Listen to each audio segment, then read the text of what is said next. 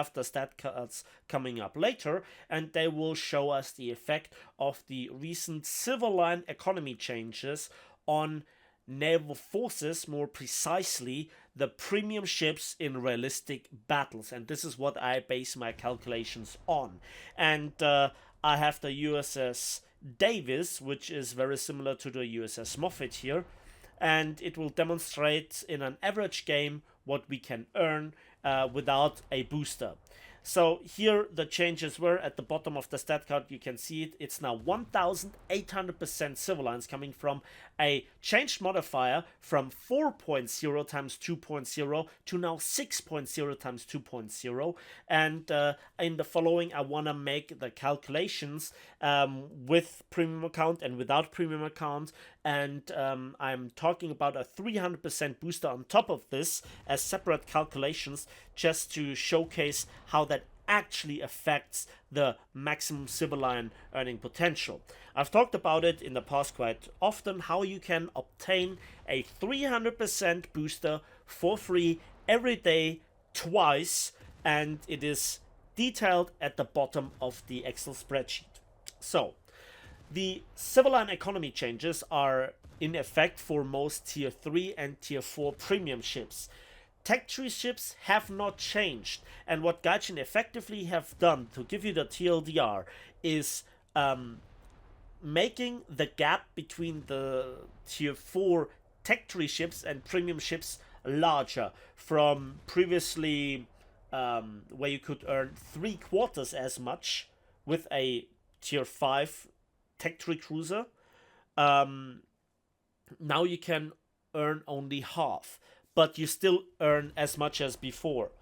Now let's talk here about the math, because it's very intriguing actually. So in the old system, without a premium account, the USS Moffett and USS Davis, and so most of the tier 3 and tier 4 premium ships, had 800% civil line income. With a premium account, that was 1,200%. That is marked in blue. And if you threw a 300% civil line booster on top of this, you went to 3,200% without a premium account and 3,600% with a premium account. So there is a difference between premium account and not premium account if you have a big civil line booster applied, but it's not the big thing, right? Now if you go to the new system, you earn without a premium account and without a booster what you earned previously without a booster but with a premium account. So this is why I highlighted it.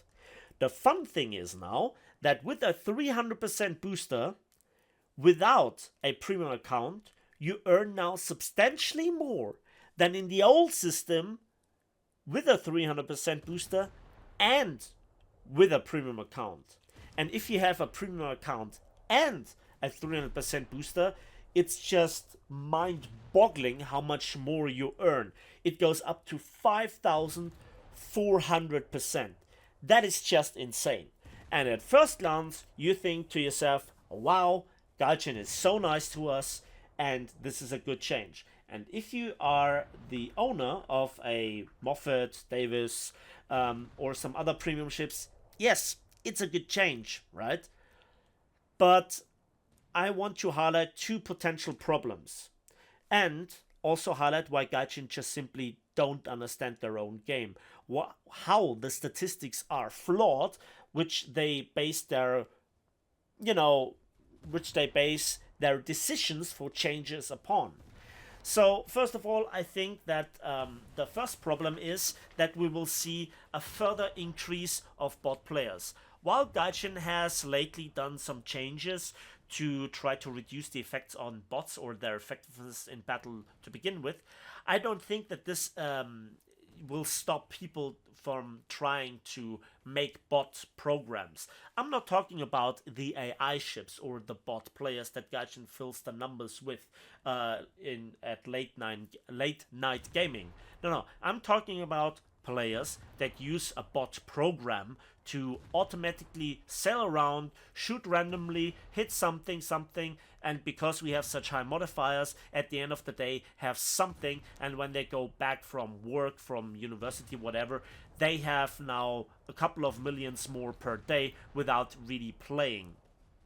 And it's really tempting because the Moffat and a lot of tier 3 destroyers are really cheap.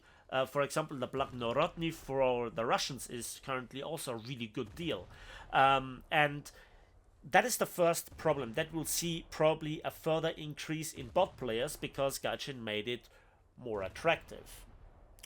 Now, the second thing is it doesn't really change anything in terms of the gameplay, the map balance, whatever. Those things have not been addressed. It was Gaijin just simply throwing money at the problem. And I think because I mentioned the bot players, they have usually horrible stats, and then there are the real players that can just wreak havoc on enemy teams. And this game is less than ideal. It's a difficult map, it's a up tier, and there are not that many easy targets to shoot, so I get less activity, I get less kills, and that just limits the income in this battle. So this is an average battle with a premium count, with a premium ship, but without a silver line booster. And we will see later on how much I get. I could have chosen more games where I had a better result and just cherry picked them, but that was literally the first battle of the day in the USS Davis. And this should then tell you what this really means for naval forces. So when it comes to then the overall stats, first of all, Gaijin doesn't update the stat, they don't reset them. So whenever there is a game mechanic change or something, Gaijin still feeds apparently into the stats, into the old stats, the new stats. So it takes a very long time till they actually see an effect. And the next thing is that Gaijin just relies on those stats. Now, that's a good thing because gathering numbers is really important to see what the average player globally does. It is important, trust me. But those statistics can be flawed. They can be altered.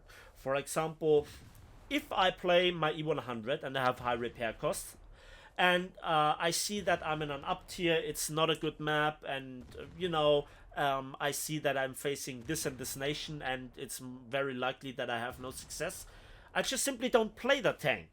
So I don't get bad stats. But when I see it's a down tier, it's a good map, and I have my teammates with me, then I play the tank, and it looks like the 100 is a very, very strong tank, except that it is just strong versus not good players with teams in a down tier on specific maps. However, as a player, I can choose what I play. And so the bots are altering the statistics by just dying and doing not much and being just food for other Moffats. So there are, for example, 10 Moffats that all die to a Moffat on the enemy team, and then they are 0-1. So 0 kills, 1 death, and then they leave. But that one Moffat is 10-0, so 10 kills, but 0 deaths. So overall, over 11 Moffats, this goes to 10 kills and 10 deaths. It seems balanced, but it isn't, because there is a bunch of bots running around. And Gaijin has not heard the shot. They're making the problem worse. They are not looking how the stats are generated.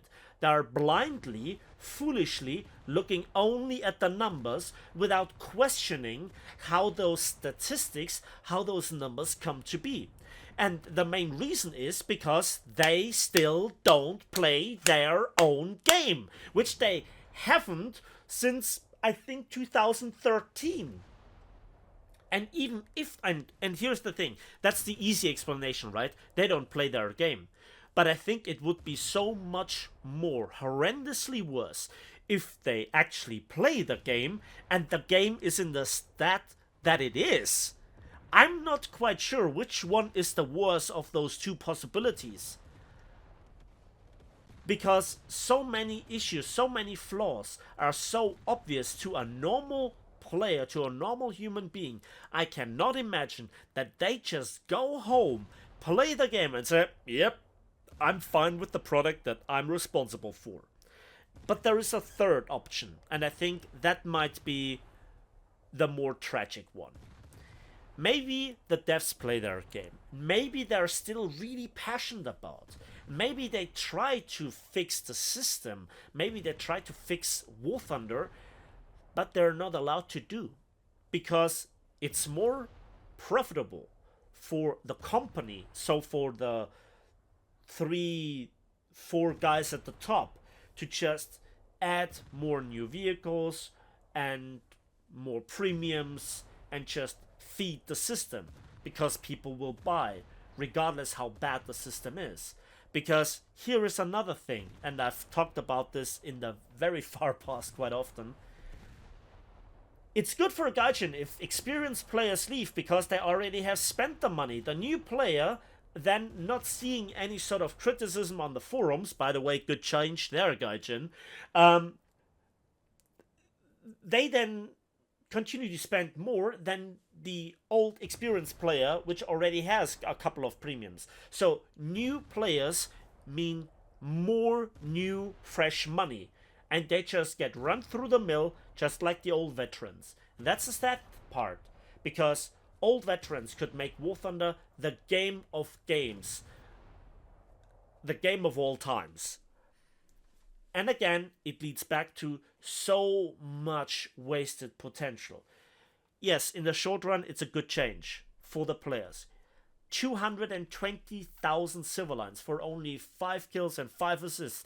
That's, by the way, a bad kill to assist ratio. Yes, I survived, but it was boring. It was not really amazing. I had better games, but this is an okayish to decent game, I would say. It's not a good game, it's not a perfect game, it's not a fantastic game, which I also can generate. But this was literally the first battle of the day, there to demonstrate to you what can be done. And that is without a Silver Line booster, without a wager. That's just the premium account and the premium ship with the new modifier. It's great for the players, but none of the actual problems, which, lead to the players leaving naval forces or thinking not so good about it, they have not been addressed, and that's a big problem. Gaijin, the suggestions have been out there on the old forum. It's there for 2 more years. Just implement the changes that have been suggested. I'm not here to repeat it 1,000 times more. I'm so tired of your lack of improvements for the gameplay, for the balance, for the game mechanics. I'm just done for today, okay? And that's it for me today. So if you agree or if you disagree, let me know in the comment section. I'm really looking forward to that discussion. If you want to see more, if you like the video, why not give it a like? For me, it means the world. For you, it's just a click.